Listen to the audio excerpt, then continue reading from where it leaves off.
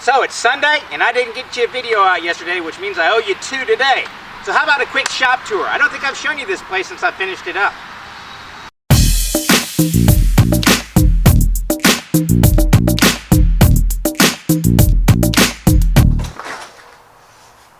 Okay, right when you walk into this place, you are basically at my photography area. This is actually the first table I ever worked on, and it's where I answer all my emails and stuff because I'm in a metal warehouse. It's about 800 square feet, but only about 450 of it is usable for woodworking.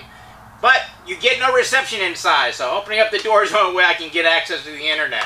And right here I have me a little pull-down window shade that I picked up. I think it was like $12. And you just kind of lay it down to take pictures of your work for our online store.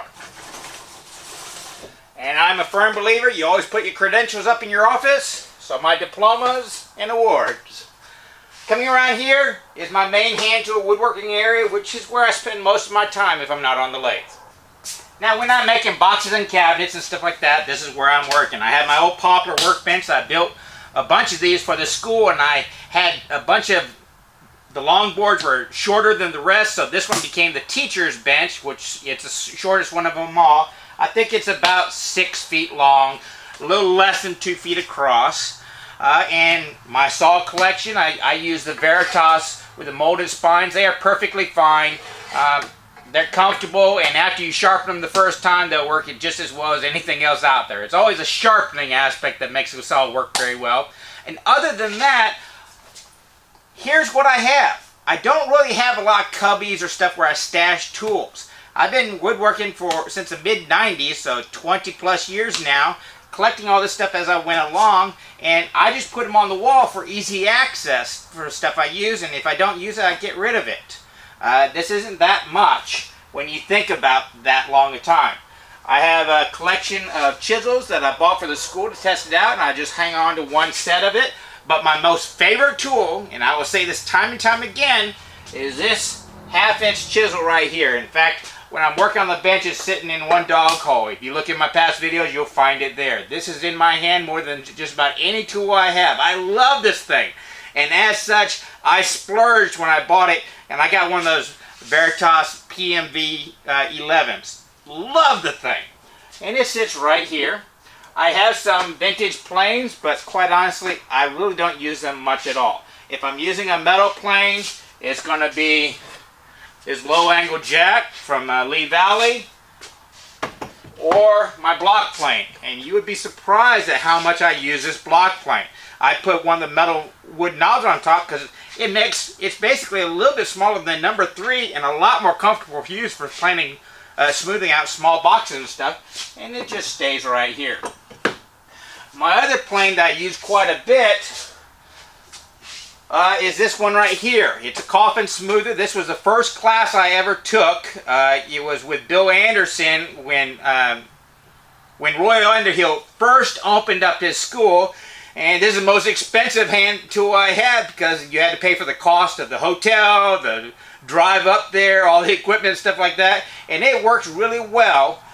But lately, I've been kind of setting this one up as just a display piece up here and using this Krenov style one from the production run I ran a little while ago because it takes the mouth is a little bit closer up. I need to close that one up a little bit, and this one works just fine. Other than that, spoke shaves, drills, measuring equipment, that's about it. I got a little desk right here with some excess turning chucks and stuff, and that's it. Underneath here is where I keep my demonstration toolbox, which allows me my crosscut and rip dove saws, a pair of Japanese saw, a flush cut saw, a chisel set. I can throw a few planes in there, and this is what I take with me when I go out and do live demos and stuff like that, marking tools, all that kind of stuff. And it basically just sits underneath my workbench all the time. Speaking of the workbench, basically I keep all my little jigs, my miter boxes, my scrubs, my scrap board to drill into, my bed hooks, all that kind of stuff. I just throw them down in here, and I have a bunch of bench hooks from the school.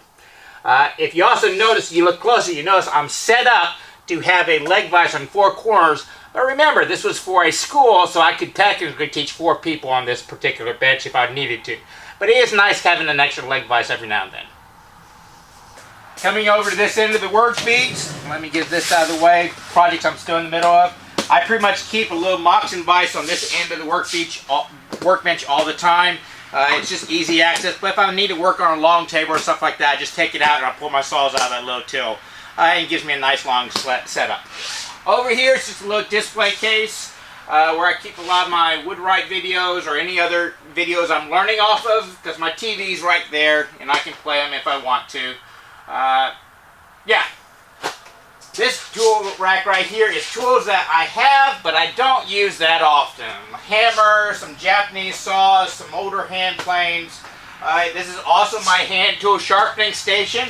I prefer to use 6-inch wheels on my chisels and planes because it gives a steeper curve and it allows me to stroke longer before I have to come back here. And I keep my stones just on the little rack right here, spritz it with water, go the finest to neath. And I use the diamond plate ones. I prefer them. Well, I prefer water stones, but these are nice and set up, and I actually bought these for the school to make it easier for students so that they wouldn't have to flatten those water stones every single time. Reducing one step for students seemed like a good idea, so I made the investment, and since I have them, I use them. Just an easy setup, just stays over here. I also have a small shop air compressor and my whiteboard, and I always have notes and ideas sitting up here. If I'm turning or woodworking, I need to jot something down really quickly, I come back over on things I'm about to build. I do have a Dutch tool chest. Christopher Schwartz came to the old school I had and he taught a class on it, and in the class he didn't quite finish it, so I finished it up, added the top, sides and stuff like that. And the sad thing is, I don't use it as a tool chest. It's just a little junk drawer for me because all of my stuff is up on the wall for easy access. I really need to finish this thing up sometime, but oh well. Let's come on over to the lathe section. My lathe area starts with my sharpening area. I basically have 2 grinding wheels. I bought one and I picked up one entire set, including the sharpening jig. Oh, I'm forgetting what those are called. At a garage sale, just dirt cheap one time, so that's why I have 2 identical ones. It just luck of the draw, and I really like having it because basically I've got it set up for my bowl gouge over here, my spindle gouge over here, my scrapers over here, and a free one that I can change up all the time. So it only takes me about 30 seconds to sharpen all my stuff whenever I want to. I have a little light that I found in a junkyard to help light up stuff. And my bandsaw is here because it just kind of fits in there very well, and I don't have a lot of space in this shop. Once again, there's only about 450 square feet of woodworking area, and I set up premium on having an open area for me to work stuff and throw logs and that kind of stuff.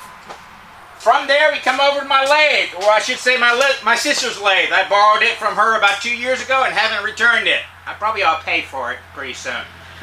It's just a simple jet 16-incher, runs on off 110 volts, which everything I have runs off 110 volts because I don't want to rewire this place I'm renting out. And pretty much all my turning tools are right here, and my gouges are right here. And I'll tell you this, probably half of these gouges I don't use and I could probably get rid of. I really don't use that many tools. I try to learn a skill instead of buying another tool. And it seems to work out. I can get the stuff done. So let's go look over at my power tools section. Yeah, I do use power tools. I find them very effective. This is really the first table saw I ever bought, and I bought it specifically for the hand tool school because I was having to prep for classes and stuff, and I just needed stuff to dimension wood for the students. When they came in, I was never doing big items.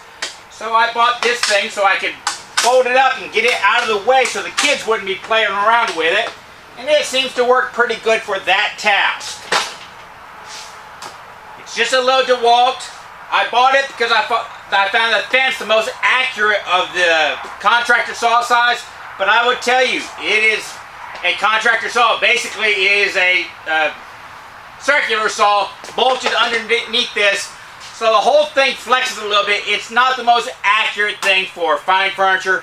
I would love someday to get me a cabinet saw, but this is serving me good enough for what I'm doing right now. Next up, I have my CNC machine. This is a pretty good machine. I like using it.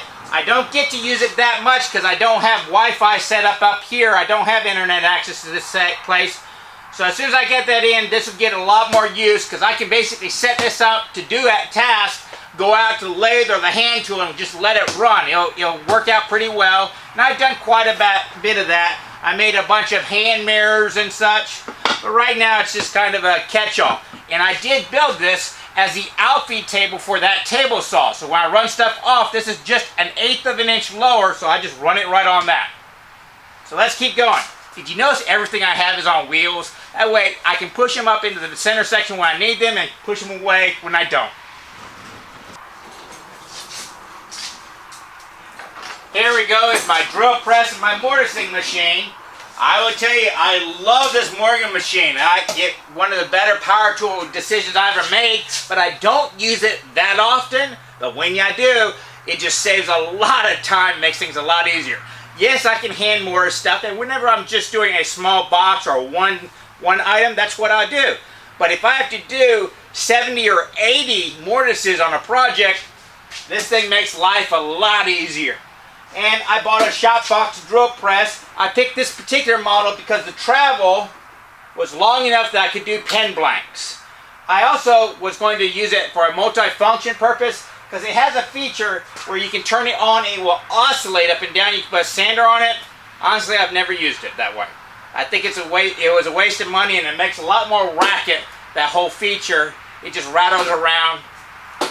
I would have probably been better off just getting the plain model.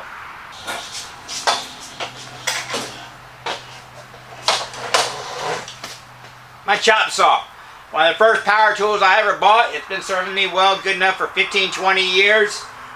It's on a little stand right now because I cut out little blanks and I don't need the big long one, but I also have the long one, which I'll show you in a second. This and the table saw both go outside of the parking lot when I'm using them.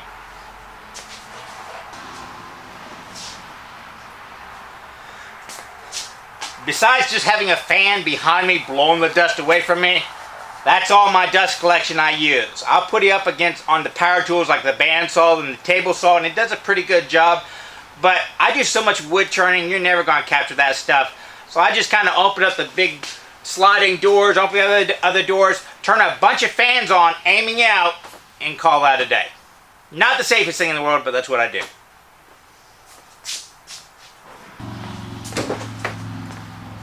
I got 2 of these. Best thing I ever bought. You have a little space in your shop, you can open them up, work on them as an assembly table, and then put them away. I don't worry about paint on them and stuff like that. And I also use these at my art markets. Just throw an old curtain over it. Works great. It's a heavy-duty chainsaw cart. Basically, I get a whole logs. I can put them between those 2x4s, cut them out when they're round, it stabilizes it, then I put it down flat and cut the circle out when I'm using the chainsaw. I don't worry about that top. It's basically glue lamp. It's an offcut from one of my old workbenches that I built for the school. Works great. Just roll it outside of the doors, put it up. It also is a good stand for my thickness planer. That's a 20-year-old thickness planer that I bought from an old shop teacher that got it for free from the Delta rep. It works okay. A standalone unit is on the dream list.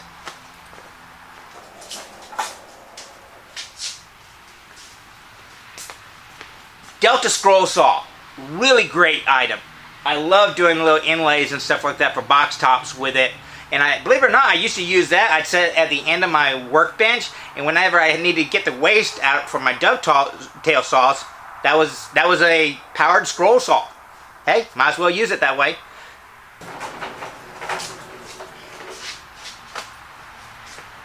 A rigid jointer. I bought this at one of those returns, refurbish, factory direct places. It was a great buy at the time, and I bought it specifically to help me make those 13 workbenches for the school, flattening up the panels so I could glue up the tops. That was it. It earned its money there alone. Since then, I use it occasionally. It needs to have its blades replaced. Tell me if that'd be a video you'd be interested in. I might do that on a video To me, it sounds like a boring task, but some people seem to be interested in that. Just leave that in the comments below if you want to see that. Other than that, it's fine. It's not the greatest one in the world, but it works. Okay, my storage wall, my drying wall. This is one of the first things I did whenever I moved in here, because I specifically seek out places to rent that have 12-foot ceilings. It's not much square footage, but if I can go up to store stuff, great. Especially the stuff I don't use quite a bit.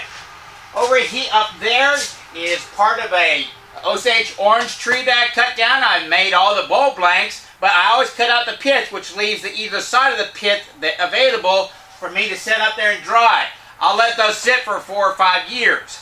I did the same thing down here about 3 years ago. So I'll start using this wood for spindle turning and box making fairly quickly. And then other scrap I get here and there. Most of this is some rejects from a lumber mill that he just let me have. Over here I have some minor projects, that material I've got from, and some power tools. I have a portable router table right here. I have the oscillating spindle sander. I have some hand power tools that I don't use very much, so I put them up there. My jigs for my table saw sit there because I don't use them very much, but I can just reach up and grab them if I need to. And up tops, those sections are where my bowl blanks sit and dry for a while. Seems to work out pretty well.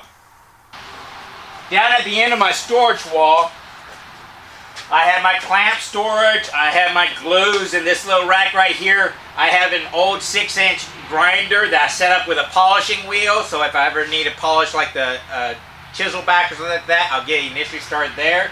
And then I have my mechanicals toolbox, which has my screwdrivers, my wrenches, anything I use to repair machinery and stuff like that.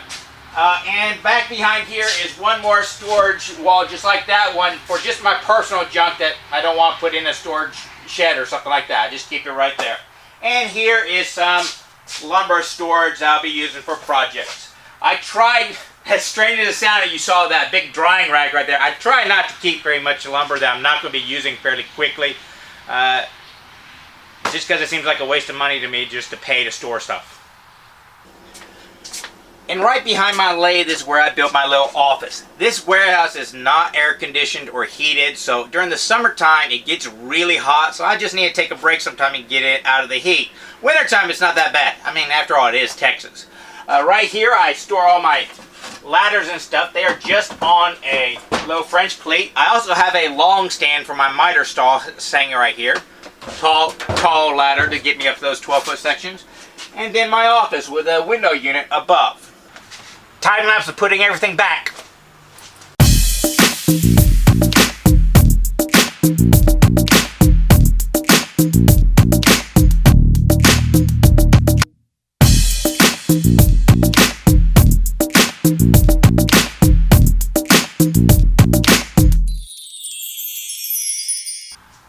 And then we have the final corner. This is where I keep all my art market display stuff, my tents, my displays. I have a sign that normally goes out in the street, but it's Sunday, and I did put it out today. I have my little mini lathe back there. I also have a refrigerator back there that doesn't work. The big idea was I was going to convert that into a kiln, but I've decided that what I really want is to find one of those commercial units you see in the convenience store with the glass doors, really big, that'll take up that whole section. One that doesn't work anymore, and I'll convert that into a kiln. I don't want to spend the time converting the freezer because I know I need more space than that, so I might as well do what I want. So I just keep my eye out at the dump. I have somebody will call me when one comes in, and we'll convert that whole section right there into a small kiln for me. So there we go, my little studio. Nice open space when everything's put up for me to bring those tables out and do whatever I need to. Would I change anything? Yeah, I would really like to get a better bandsaw. The bandsaw is my main power tool other than the lathe. Even on flat work and cabinet works, I'll use a bandsaw before I pick up a table saw or anything like that. And this C-style one with the trunnions underneath, you know, even a pinky will get it flexing a little bit. So it's not the most accurate thing out there.